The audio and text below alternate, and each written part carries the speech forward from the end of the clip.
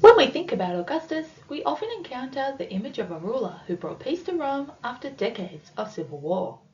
And this image has shaped historical writing for centuries. Different interpretations have emphasized the restoration of stability, the emergence of monarchy, and the constitutional ambiguity of the Principate. Together, they reveal that Augustus has never really been understood in quite the same way, making his reign an ideal subject for genealogy. We previously learned from Nietzsche and Foucault that values and institutions have complex genealogical histories. But unlike genealogy in the sense of, tracing your family's ancestry, this form of genealogy traces the history of ideas, institutions, and values. And it asks how changing relations of power have shaped them over time until they come to appear natural, familiar, and enduring. So if we apply this approach to Augustus, we begin with something that appears self-evident, say like his historical significance or his political authority.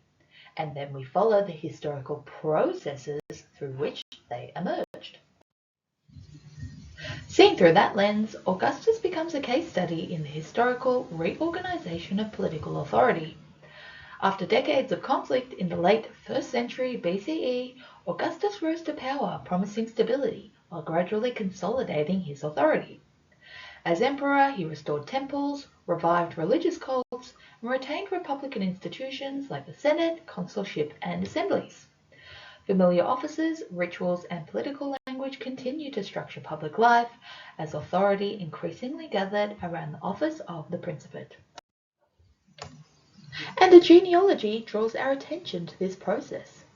It follows the continuity of institutions, language, and symbols while asking how their meanings and functions have changed over time. In Rome, political forms endured for generations, but the relationships between them reorganized. The Senate still debated, but its relationship to executive authority had changed. Magistrates still held office, but their powers increasingly depended upon the authority of the princeps. And religious rituals still affirmed Roman tradition, but they also reinforced the emperor's political legitimacy. And so these examples show us how historical transformations unfold within existing institutions. Genealogy, therefore, dissolves the simple opposition between continuity and change and the binary between causes and consequences. For one, republican traditions remained, but their political functions changed. Familiar institutions endured, and through that continuity, a new political order gradually took shape.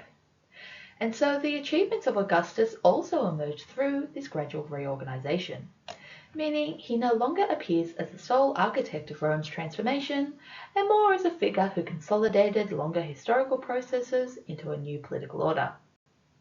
So this then begs the question, if we look closely at our own institutions, how can a genealogical approach help us to identify and complicate the histories of continuity and change that have shaped them over time?